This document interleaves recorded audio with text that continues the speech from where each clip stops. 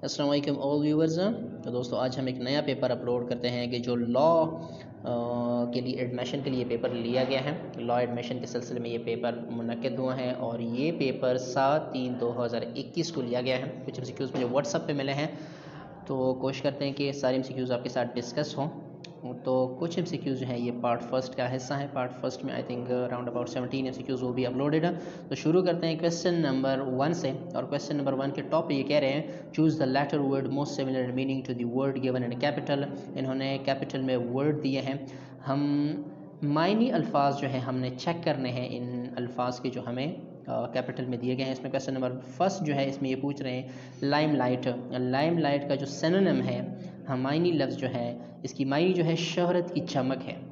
किसी को शोहरत मिलना, किसी को जो है शोहरत की बुलंदियों पे जाना, this is known as limelight. तो इसका करेक्ट ऑप्शन बी बन रहा है गेटिंग पब्लिक अटेंशन।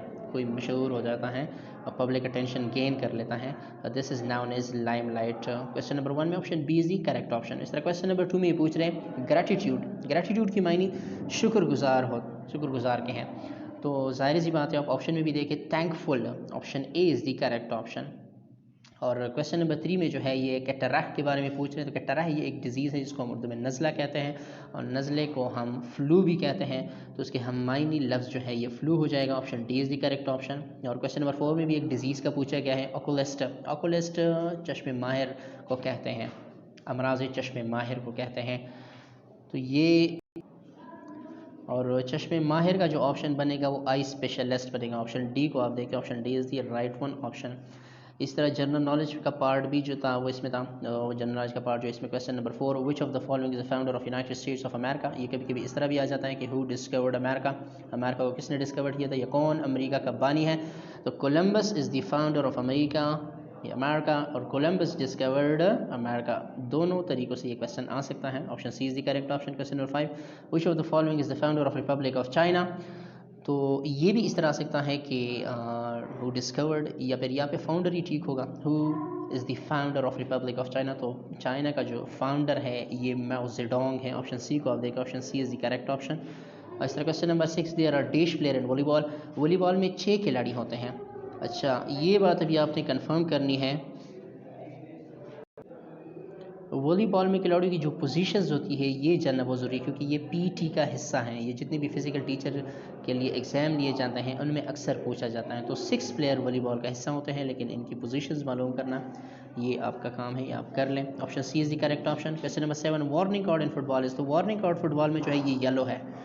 आप कुछ गलत खेल रहे हैं तो आपको येलो कार्ड दिखाया जाता है। अलबत्ता रेड कार्ड भी यूज़ होता है, ग्रीन भी यूज़ होता है। रेड कार्ड जब आपको दिखाया जाता है तो आपको रिमेनिंग मैच, जो बाकी मैच होता है, उससे आपको निकाल दिया जाता है, क्योंकि आप फॉल खेल रहे होते हैं। ग्रीन कार्ड अक्सर मैच के शुरू में दिखाया जाता है और वो इसलिए होता है टू प्रमोट फेयर प्ले, ताकि दोनों टीमों को मतलब किया जा सके कि आपने फेयर खेलना है, किसी किस्म की गलत गेमिंग जो है ये नहीं चलेगी, तो ये इसलिए दिखाया जाता है। अच्छा जी, question number 8 Saima Baig is the first women from Pakistan who climb the dash in 2013। अच्छा जी, अगर यहाँ पर हम देखें तो यहाँ से हम 3 एमसीक्यूज़ पिक कर सकते हैं।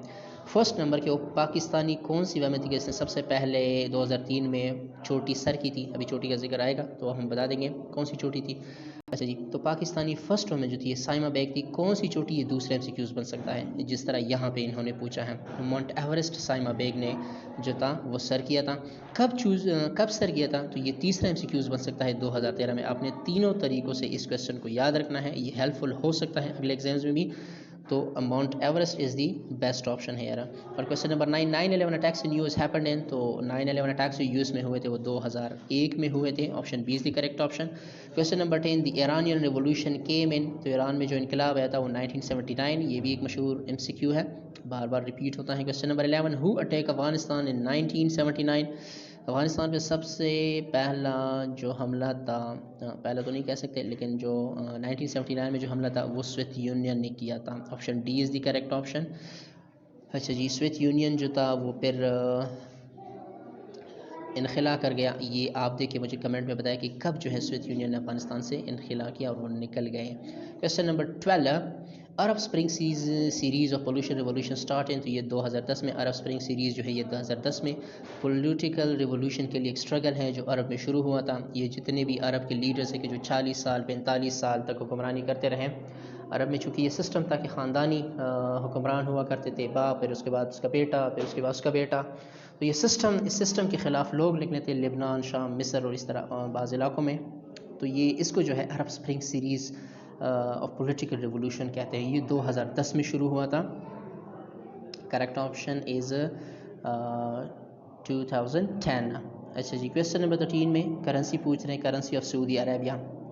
तो सऊदी अरेबिया का जो करेंसी है वो रियाल है, लेकिन आपने याद रखना है रियाल जो है ये कतर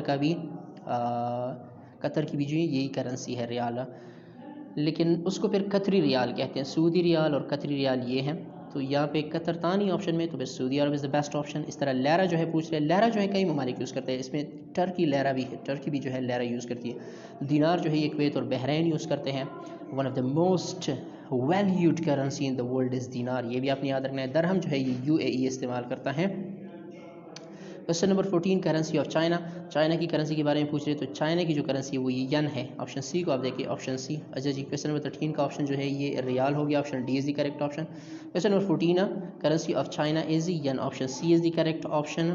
इसके साथ जो है यूरो लेगा गया ऑप्शन बी में। तो यूरो जो है यूरोपियन ममालिक जितने भी हैं, 28 मेंबर है यूरोपियन ममालिक के, और ये पहले 29 थे लेकिन इंग्लैंड ने फिर इसको छोड़ दिया, तो फिर 28 हो गए हैं। और इनकी जो फाउंडेशन इस्टेब्लिशमेंट हुई है यूरो की, ये भी आपने याद रखना है, ये भी कभी कभार MCQs में रिपीट हो जाता है। 1 नवंबर 1993 को जो है ये इत्तेहाद बनाया गया है यूरोपियन कंट्रीज़ का।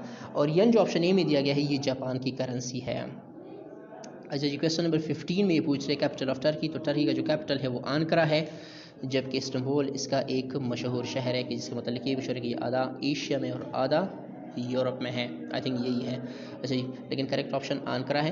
Capital of Turkey is Ankara. Question number 16, which of the following city is located in Islamabad city, no sorry, which of the following city is located in Punjab. ये पंजाब होना चाहिए, गलती से यहाँ इस्लामाबाद लगा हुआ है। तो ये आपने याद रखना है, पंजाब का जो है वो साहिवाल पंजाब में आता है। सक्कर जो है ये सिंध में, ज़ियारत बलूचिस्तान में, डेरा इस्माइल खान KP में है। तो Sahiwal option D is the correct option. और आज की वीडियो का आखिरी सवाल है, क्वेश्चन नंबर 17, सुई gas is discovered and originated from Balochistan. सुई गैस जो है 1952 में डिस्कवर्ड हुआ था, ये भी आपने याद रखना है। काफ़ी MCQs में इसके मतलब देख चुका हूँ। डिस्कवर्ड जो है ये 1952 में, originated from Balochistan, option C is the correct option. इंशाल्लाह अगले पार्ट में जो है और भी MCQs आपके साथ शेयर होते रहेंगे। तब तक के लिए स्टे विद अस। अगर आप नए हैं चैनल पे तो प्लीज़ सब्सक्राइब करिएगा ताकि हर वीडियो हमारी आप तक पहुँच रहे। लाइक और शेयर करना ना भूलेंगे। Thank you so much for watching.